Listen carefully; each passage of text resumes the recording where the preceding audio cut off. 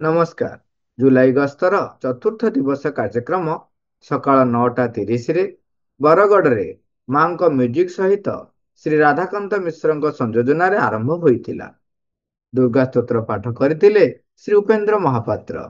ମନ୍ତ୍ର ଆବୃତ୍ତି କରିଥିଲେ ଲକ୍ଷ୍ମୀପ୍ରିୟା ରାଉତ। ଧ୍ୟାନ ଓ ପ୍ରାର୍ଥନା ପାଠ କରିଥିଲେ ଶ୍ରୀ ପ୍ରଶାନ୍ତ କୁମାର ମିଶ୍ର। ମା ଗ୍ରନ୍ଥର ତୃତୀୟ ଅଧ୍ୟାୟ ପାଠ କରିଥିଲେ ଶ୍ରୀ ଦେବରାଜ ବେହେରା। ମାତୃ ସଦନର ଛାତ୍ରମାନେ ସମବେତ ମାତୃବନ୍ଦନା ଗାନ କରିଥିଲେ। ସ୍ୱାଗତ ଭାଷଣ ପ୍ରଦାନ କରିଥିଲେ ଶ୍ରୀ ରମେଶ ଚନ୍ଦ୍ର। ତାପରେ ପଞ୍ଚାୟତ ସ୍ତରୀୟ ସଂଗଠକ ଶ୍ରୀ ପ୍ରଦୀପ କୁମାର ସାହୁ, ଶ୍ରୀ ସଞ୍ଜୀବ ରାଣା, ଶ୍ରୀ କୃଷ୍ଣଚନ୍ଦ୍ର ପ୍ରଧାନ, ଶ୍ରୀ ଦ୍ରୋଣ ସାହୁ, ଶ୍ରୀ ବୈଶାଖୁ ମେହେର, ଶ୍ରୀ ନାରାୟଣ ପ୍ରଧାନ ଏବଂ ବ୍ଲକ ସ୍ତରୀୟ ସଂଗଠକ ଶ୍ରୀ ଦୟାନିଧି ପ୍ରଧାନ, ସୀମା ଗୁରୁ ଏବଂ ଶ୍ରୀ ମମତା ଦାସ ସେମାନଙ୍କର ରିପୋର୍ଟ ଉପସ୍ଥାପନ କରିଥିଲେ।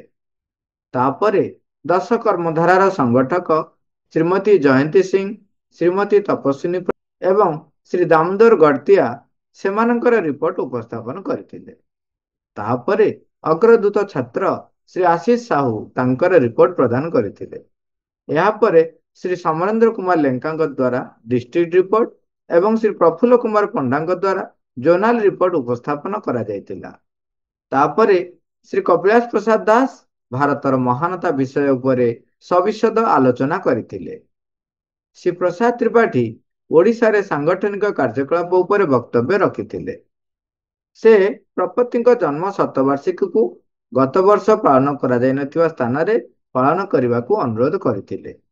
5 ଡିସେମ୍ବର ଏବଂ 9 ଡିସେମ୍ବର 2025ରେ ପ୍ରଭୁଙ୍କ ମହାପ୍ରୟାଣ ଏବଂ ମହାସମାଧିର 75ତମ ବାର୍ଷିକୀ ଏବଂ 24 ନଭେମ୍ବର 2026 ସିଦ୍ଧି ଦିବସ ଶତବାର୍ଷିକୀ ପାଳନର ଗୁରୁତ୍ୱ ବର୍ଣ୍ଣନା କରିଥିଲେ। ଗ୍ରାମାଞ୍ଚଳରେ ସାଂଗଠନିକ କାର୍ଯ୍ୟକଳାପ ଉପରେ ସେ ଗୁରୁତ୍ୱାରୋପ କରିଥିଲେ।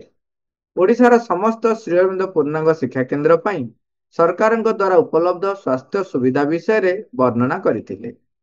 ସେ ସୁମନ ସ୍ୱେଚ୍ଛାସେବକ ଭାବରେ ତାଲିମ ପାଇବା ପାଇଁ ଯଥାସମ୍ଭବ ଅଧିକ ସ୍ୱେଚ୍ଛାସେବକଙ୍କୁ ଚୟନ କରିବାକୁ ବ୍ଲକ ସଂଗଠକମାନଙ୍କୁ ଅନୁରୋଧ କରିଥିଲେ। ମାଙ୍କ 150ତମ ଜନ୍ମବାର୍ଷିକୀ ଫେବୃଆରୀ 2028 ସୁଦ୍ଧା ବାକି ଥିବା କାର୍ଯ୍ୟଗୁଡ଼ିକୁ ସକାରାତ୍ମକ ଭାବରେ ସମାପ୍ତ କରିବାକୁ ଗୁରୁତ୍ୱାରୋପ କରିଥିଲେ। ଶ୍ରୀ ଶ୍ରୀଧର ସାହୁ ସମସ୍ତ କାର୍ଯ୍ୟକ୍ରମ ପାଇଁ ମାଙ୍କ ଚରଣ କମଳରେ କୃତଜ୍ଞତା ଅର୍ପଣ କରିଥିଲେ। ମାଙ୍କ ମ୍ୟୁଜିକ୍ ସହ ଧ୍ୟାନ ହୋଇ ଅପରାହ୍ନ 1:37ରେ ବୈଠକ ଶେଷ ହେବା ପରେ 492 ଅଂଶଗ୍ରହଣକାରୀଙ୍କୁ ମାଙ୍କ ବାର୍ତ୍ତା ବଣ୍ଟନ କରାଯାଇଥିଲା। ବୈଠକରେ ସମସ୍ତ 32ଟି ଶ୍ରୀଅରବିନ୍ଦ ପୂର୍ଣ୍ଣାଙ୍ଗ ଶିକ୍ଷା କେନ୍ଦ୍ରର ଅପାଭାଇମାନେ ଉପସ୍ଥିତ ଥିଲେ। ପରବର୍ତ୍ତୀ ଗନ୍ତବ୍ୟ ସ୍ଥଳ ହେଉଛି ଝାରସୁଗୁଡ଼ା।